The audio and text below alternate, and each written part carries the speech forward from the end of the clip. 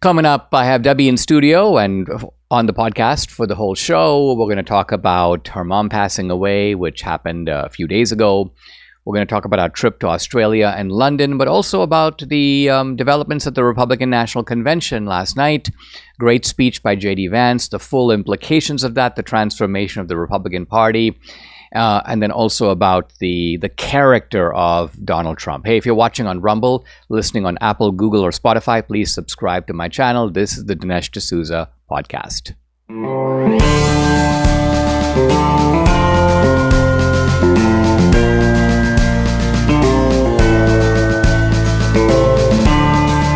America needs this voice.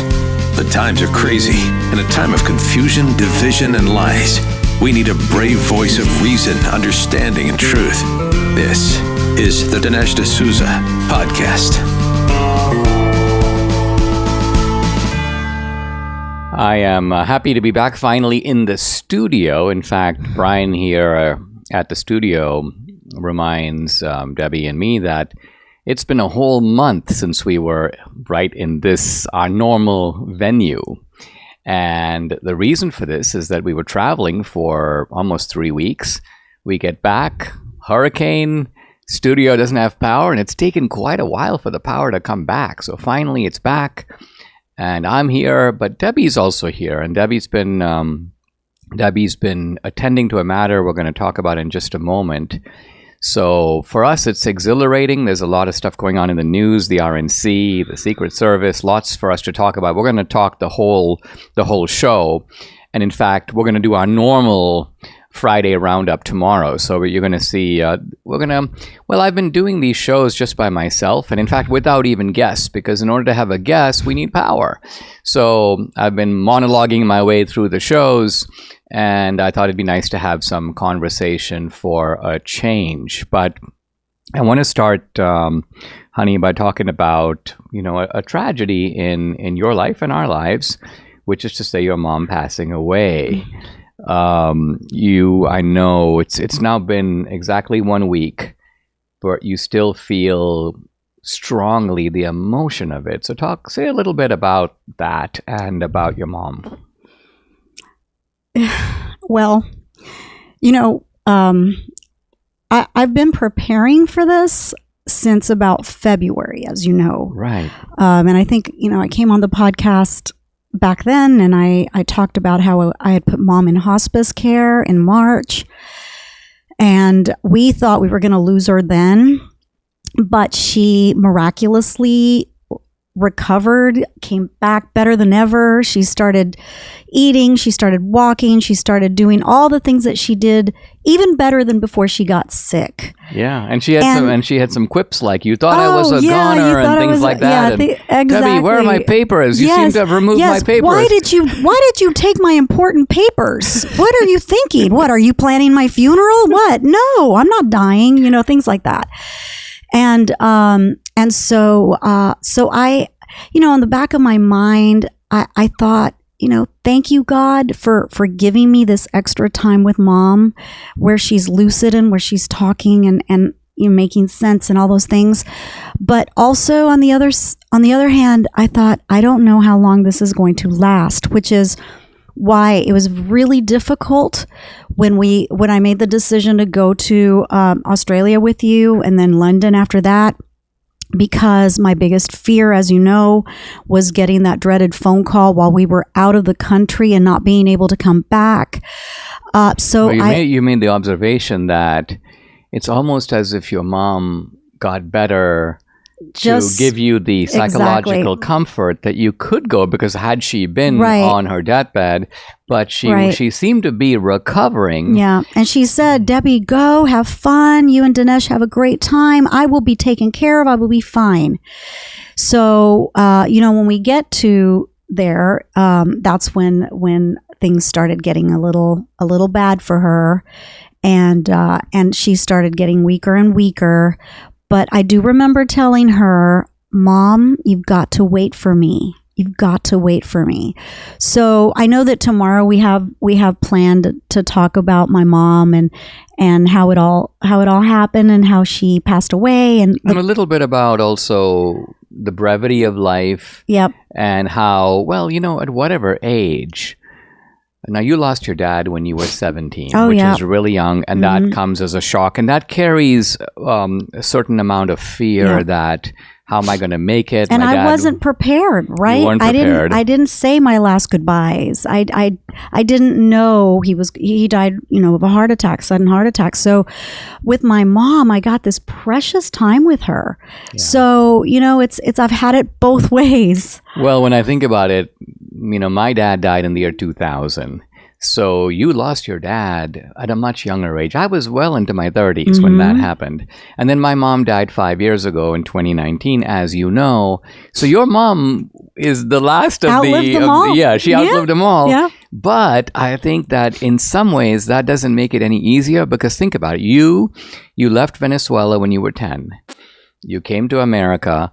And in a sense, your mom has been the parent there for you and your brother this whole time.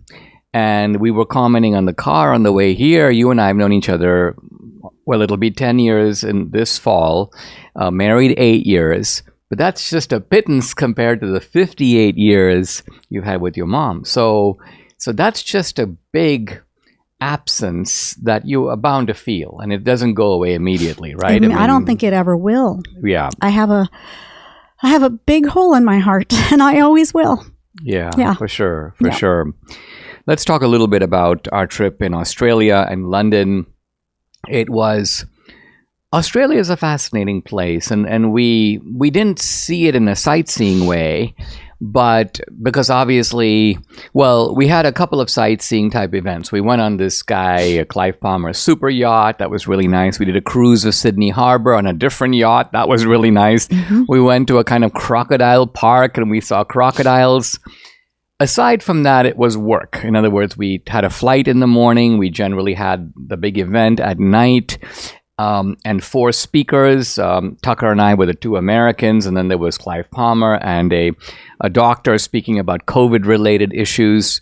What was your take on the Australia trip? I've talked about it a little bit on the podcast, but you saw it up close, and you also got some. I think Tucker is a huge fan. Well, Tucker was very pleasant to me, but I think he really adores you because in my subsequent texting with him, he always mentions you. Oh, yeah. Well, it's really funny that you say that, because I really didn't know what to expect. Because you see, we had met with Tucker briefly at the DNC convention in 2016. Yes. So, I got to pleasantries with him, but obviously didn't get to chat. But we sat down and started chatting and all of that. And then, of course, I was super flattered when he could not believe my age. He was like, "What?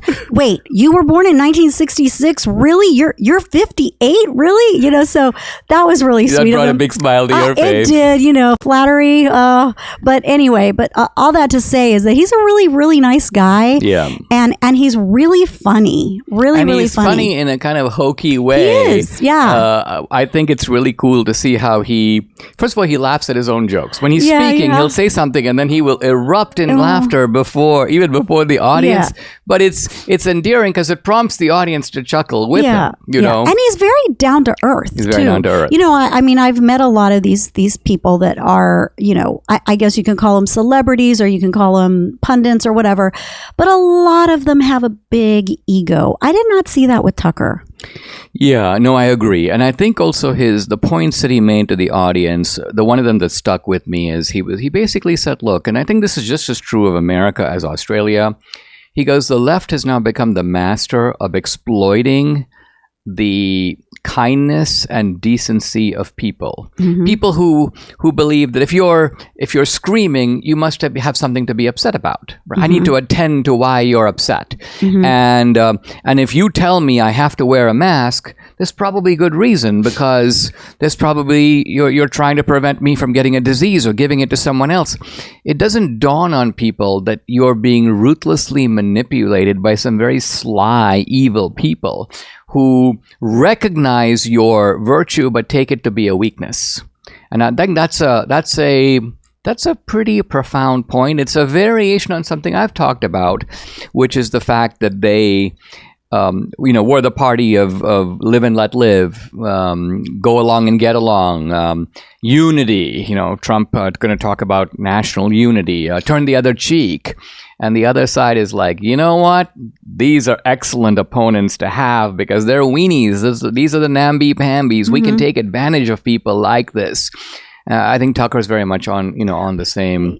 What did you make of the country, Australia, and the people, the Australians? Oh my gosh, it is beautiful. The people are beautiful. I really, it's funny because a lot of people that knew that I was going to Australia are like, oh, watch out for those nasty spiders. I have to say, I didn't see a single spider. I see more spiders here, right. So, but all that to set aside, I really loved Australia. I think it's just beautiful. The coast is gorgeous. I would have preferred to go in the summer because it's winter there now. And it's a little too chilly for me, but I think it's just gorgeous. And the people are so down to earth and just salt of the earth individuals. Let's come right back and we'll talk more about Australia, a little bit about London, and then we'll turn to the topic of the Republican National Convention. So much craziness in the world. We got to think about gold. Let's talk about oil. Sales of oil have historically been predominantly in US dollars. Recently, oil producers like Saudi Arabia have been exploring options for sales in other currencies. Oil sales in other currencies would lessen the demand for the US dollar. So I ask you, if there's less demand for the US dollar, what happens to the US dollar? Look, it's reasons like this that I buy gold from Birch Gold and why I feel they are a valuable resource to you as well. For 20 years, Birch Gold Group has helped tens of thousands of Americans protect their savings by converting an IRA or 401k into an IRA in physical gold. To learn more, text Dinesh to 989898. Claim your free, no obligation information kit on gold. Birch Gold has earned my trust with their education-first approach. There are thousands of happy customers, their countless 5-star reviews, so protect your savings with gold before the dollar plunges any further. To get started, text Dinesh to 989898 today.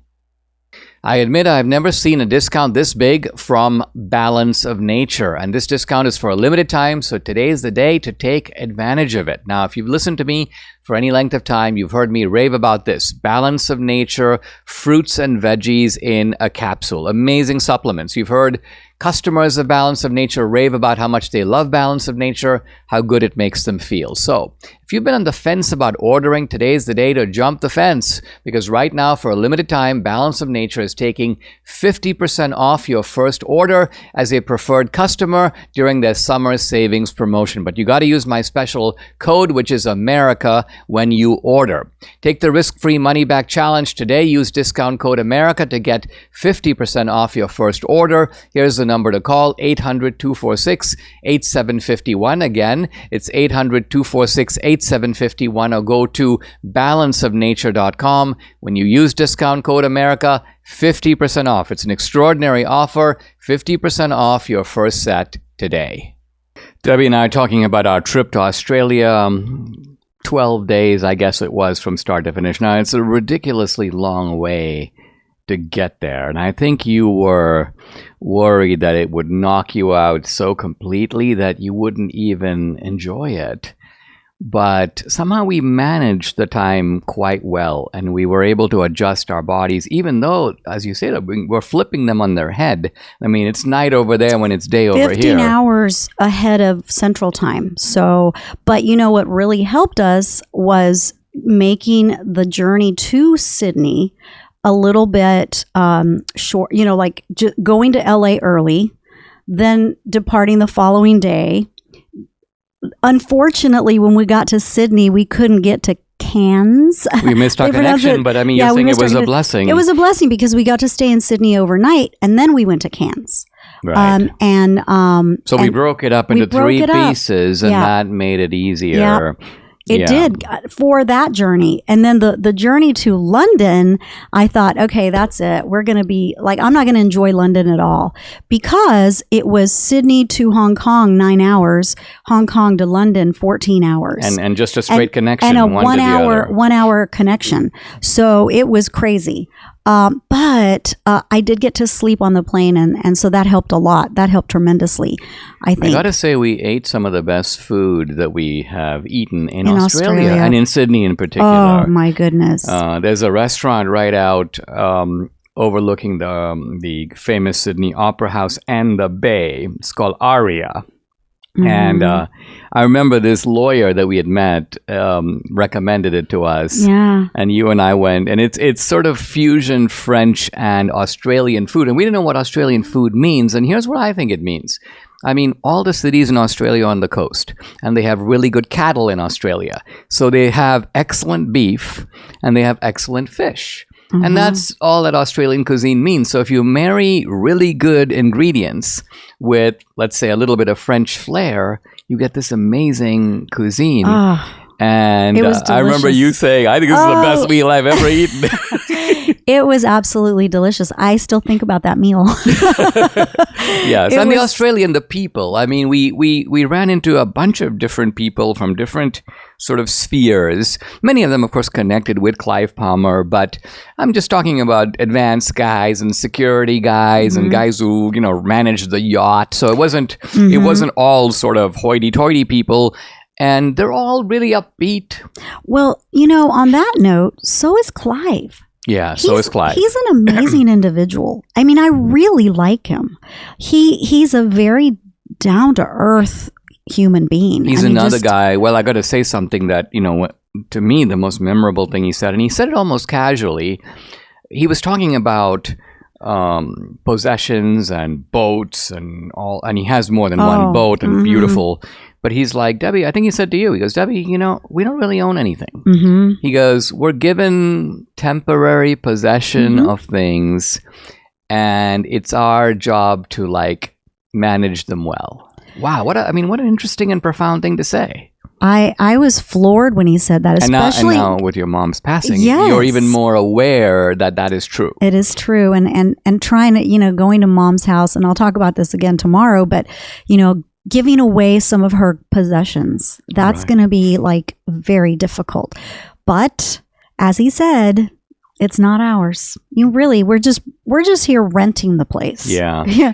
The Australians, we talked to a couple of people. These are young guys who are in the Australian Senate, and you're like, they're senators? They're like 32. That was fun. But the other thing that was fun was just the fact that they're goofy and Oh yeah, one guy, who's a really nice guy, and his name is Senator Babbitt, Babet, and he was in the green room, and I think he was stretching out, but he split his pants, and he was so self-conscious, and he's like, I'm the MC, I can't go up on stage, I've just split my pants down the bottom, and he kept talking about it, and I kept laughing. I couldn't stop laughing. In fact, I was laughing so hard that tears were falling.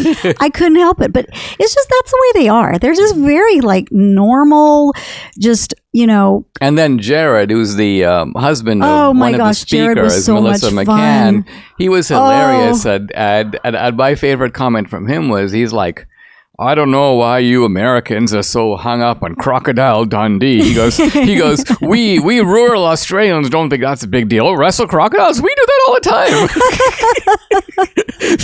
Yeah, So he was unimpressed by Crocodile Dundee. My favorite of all was the Big Mike talk. Oh my gosh. Yeah, this guy, and what I found fascinating is you have a guy in the woods of Australia, and he's explaining to us that Michelle Obama has got to be a man. Well, leaving aside the merits of that, the level of detail with which my they follow gosh. American politics is They unbelievable. all do. They all do. If I didn't know I was in Australia, I thought I was in Texas. You know what I Right. mean?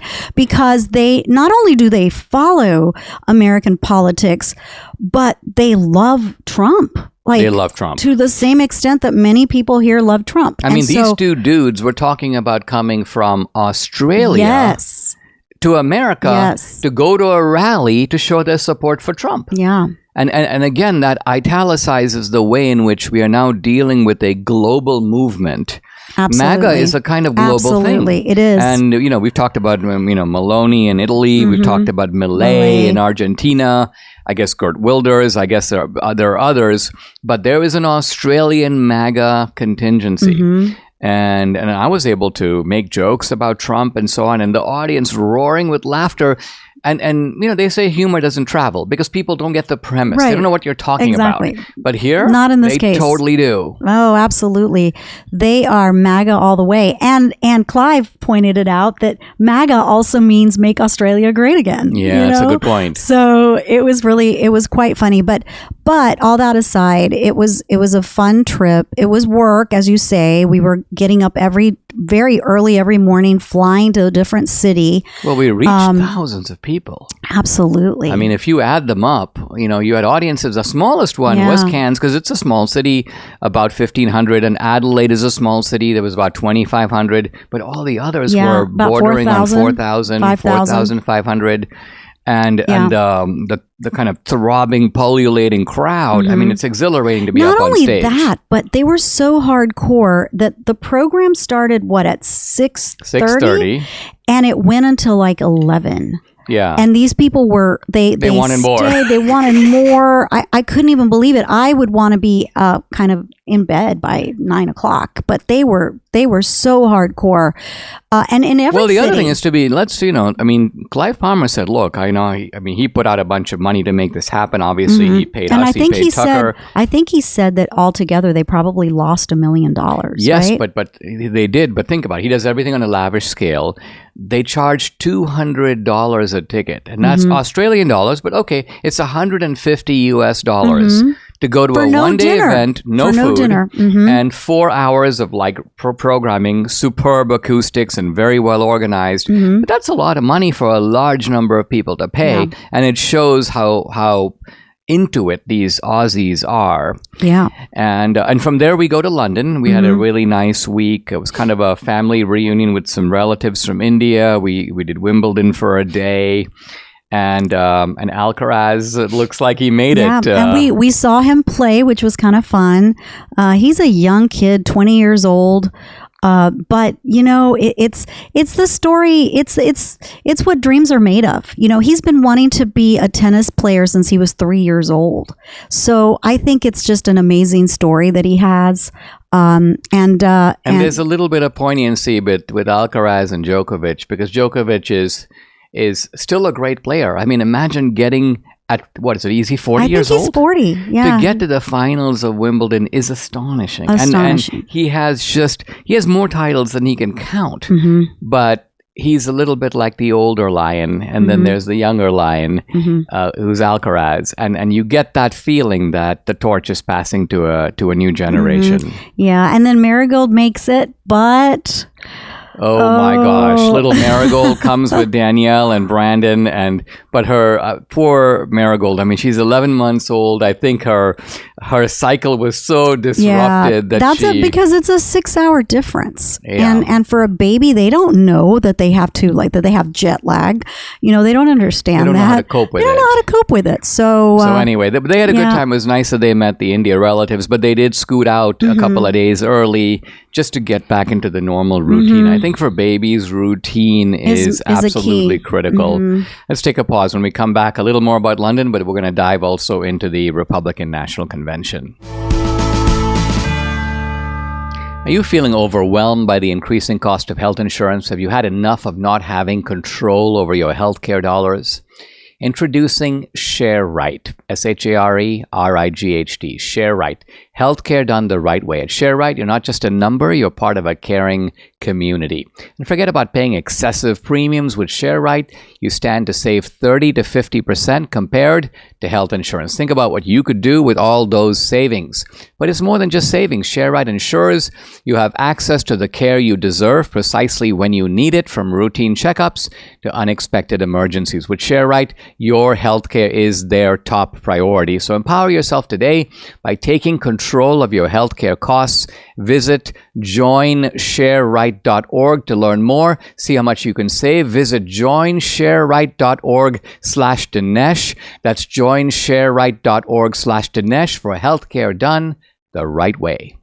You might have heard Mike Lindell and MyPillow no longer have the support of their box stores or shopping channels the way they used to. They've been part of this horrible cancel culture, and so they want to pass the savings directly on to you by having a $25 extravaganza. Now, when Mike started MyPillow, it was just a one-product company, just the pillow, but with the help of his dedicated employees, Mike now has hundreds of products, some of which you may not even know about. So to get the word out, I want to invite my viewers and listeners to check out their $25 extravaganza.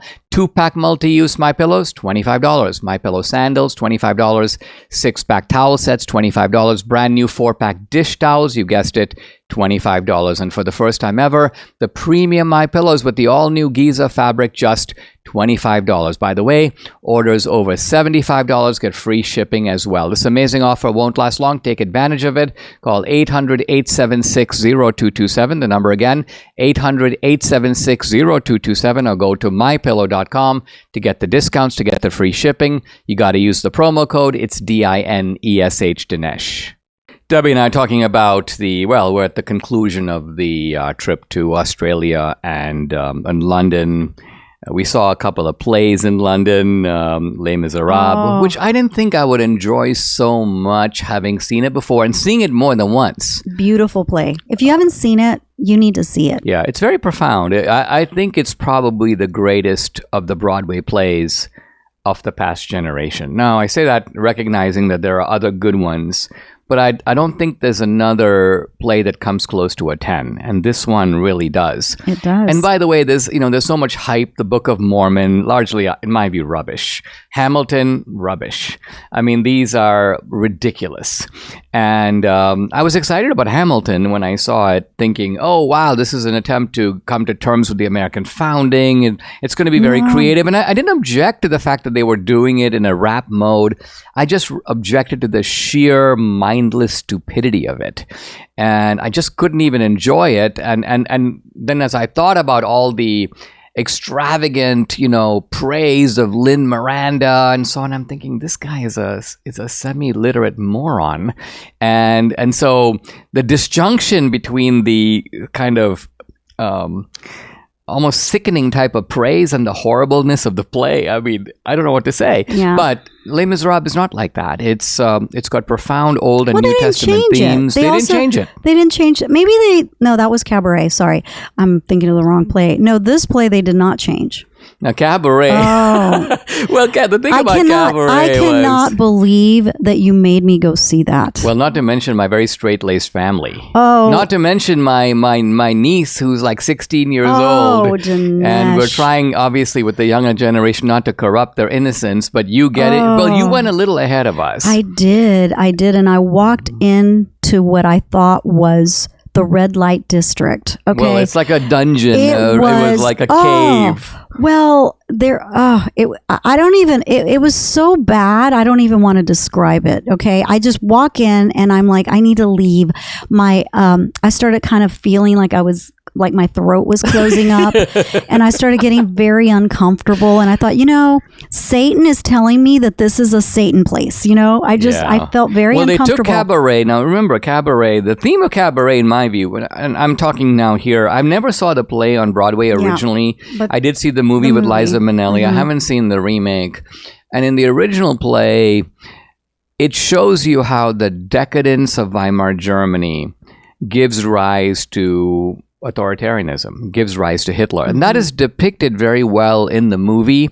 And it's done, even though the decadence is highlighted, and Liza Minnelli conveys that, as does Joel Grey, who's the MC of the Cabaret.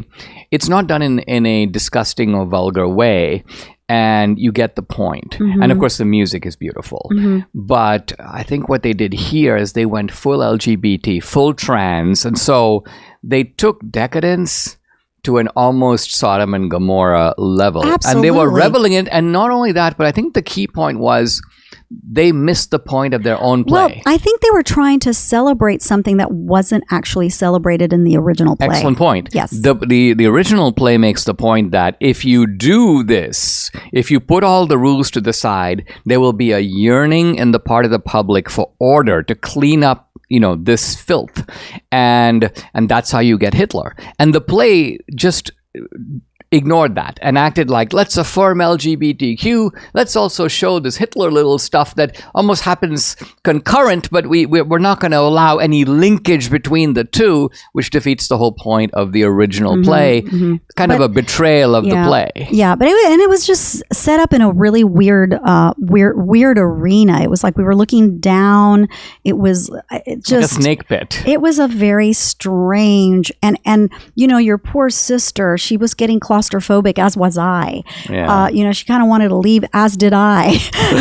when two or three times you gave me the elbow. You're like, do we really need to stay? When they had intermission, I was like, I think I'm going to go get an Uber. And you're like, you're not going anywhere. I'm like, oh, okay, fine. No, I'll get there. The music actually was great, and I'm not sorry we went, but there was an element of it. Maybe you're a little more hip than I am. I think that's I don't think hip is the right that's what word. we're trying to convey here. No. I'm very judgmental. I mean, I don't hold back from assessing these things. No, but you were very much, and I'm the artist. That's right. You've had a lot of exposure. Exactly, I have.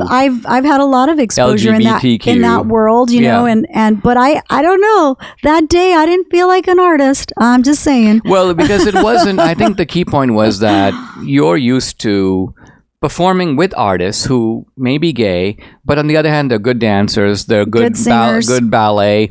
And so, but this was a kind of affirmation of decadence. Yeah, and I think that's really maybe that's what we object to really here. Yep. All right, let's talk about the RNC. Going from one venue to another. Yeah. And big night at the RNC last night. JD Vance speaks. I thought of, pretty powerful, because what you have here with Vance is a guy with a remarkable... First of all, stop right there. But I predicted that this man was going to go places, as you know. You did. And in fact, not only that, but you pulled out the proof. Yes. Tell what happened. So we had him on February and March of 2021. Yeah. And in one of those, I don't remember which one, as we were going from one segment to another off camera, I said, you really should consider going into politics. And this is, of course... He hadn't even run for Senate. He hadn't run for Senate. He hadn't run for anything. And he just kind of went, thank you, whatever. And he just kind of, smiled. And then... We had been exchanging emails because we were trying to set up the next interview. And as we ended, he was like, I had a lot of fun. It was great coming on. And then I said, someday maybe you should run for Prez. I said Prez. Prez. And wow. I had that email and I forwarded it to you. You showed it to me. I couldn't believe it. This is like, I had this feeling about this guy. I can tell when someone has gravitas, and he definitely has it. Yeah. And I thought, maybe not now, because we were still, Trump. Well, in 2021, obviously, we didn't know if he was going to run again. But I was thinking more in the future, like 2028, 2032. Well, it was, the stars have to align for this kind of stuff to happen. It is inherently improbable. And remember when Trump first picked Mike Pence, going back to 2016, a lot of people said, well, Trump is such an egotist that he can't pick someone who is intelligent, or overshadows who has their own limelight, who has their own things to say. He needs somebody who's just nothing more than a pale reflection and a sycophantic. And maybe Mike, I suppose maybe that fits Mike Pence's personality, but I think Trump's selection of Vance shows that he's not afraid to pick somebody who is themselves interesting in their own right, have their own important story, a story very different than Trump. I mean, Trump grew up in a pretty affluent circumstances, right? His dad was a millionaire, ran, rent-controlled and low income apartments in Queens. And so they were very well off.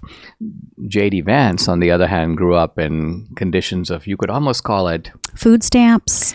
Yeah, but also Welfare. cultural degradation. Oh. Because poverty is one drug thing. drug addicts. His mom. Poverty is endurable if you have skills and you have a work ethic and you have a close family. Okay, you're in poverty, but if your circumstances are better, you're going to flourish. But when you're culturally degraded, and I think here not just of obviously poor whites in Appalachia, but poor blacks, Hispanics in the barrio, when you have cultural dysfunction, it's hard to get out of that. Even if opportunity comes your way, It is. you don't know what to do with it. Mhm. It is, because you're in that world and you stay in that world. Yeah, And exactly. so his story. I was thinking about the scene Yeah. in Hillbilly Elegy where JD is describing his grandmother, pouring, I forget if it was kerosene or gas on his grandfather and lighting him on fire. And this is because his mom is a drug addict and he has to be raised by his grandparents. And this is his grandparents. Yeah. And I'm trying to think to myself, I cannot even imagine a world in which my grandparents operated like that. Yeah, but he loved his grandma, and in fact, there was, I think, in that storyline somewhere, it was where the grandma kind of lied about the Meals on Wheels so that he could have a meal as well. I mean, it's heartbreaking. It's It is. heartbreaking, and look how far he's come. I mean, if this isn't the American dream, I don't know what is. Yeah. It's crazy. And to have somebody like this who can speak credibly about his own background and then connect it to the plight of working class people and emphasize that this is the new thrust of the Republican Party to look after working men and women, it's very inspiring. Debbie and I are talking about J.D. Vance and the Republican convention. I mentioned on the podcast a day or two ago, this was Frank Luntz talking about it and making the point that he's like, I was kind of amazed to see the audience. He says, I've been to Republican conventions and it has a stock portfolio of people. And you and I know who those people are. They're the kind of people we see at GOP dinners and so on. And he goes, I was kind of startled to see so many people of different walks of life. He's not just talking about sort of racial diversity. I think he's talking about the fact that there are like working class guys of a type that you'd see normally in a Democratic convention. But here they are at the Republican convention, and you see rap guys, and you see guys with tattoos, and you see it's people who don't fit the stereotype. And there is a little bit of pushback against that. In fact, I mentioned that when Amber Rose spoke, this is a woman who's like a little out there, to put it mildly, covered with tattoos, very revealing outfits and so on.